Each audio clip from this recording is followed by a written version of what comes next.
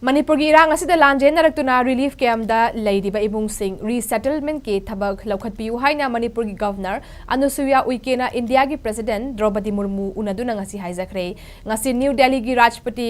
Bhavan da unakhiba aduda Manipur gi Governor na President pu handak Modi gi ahum suba lainga ki wasak mai pak na amadi ningthina pangthokhiba gi thagatpa amadi nungaiba phongdokladuna wafam asi President da haijakhibani Governor na President da Manipur da thengnariba awaba sing ising ichau di chahi helaklaba irang asida lanjen narakuna hojik tongan ba mafam singda hangliba relief camp tamiyoi kaya leiri relief camp ta leiriba imung sing asi makhoi gi mayumda hanjin handuna amuk mahausagum leijanaba hotnabada president na mateng pangna bawafam thamki loinana ising ichauna sokhalaba imung sing tasu awaba gi mathakta awaba haptuna Khangliba sing asida mateng pangbina bawafam thamki Governor na President ki pukning chingshinduna awaba taraba imung singi financial assistance bibina bahaijakhe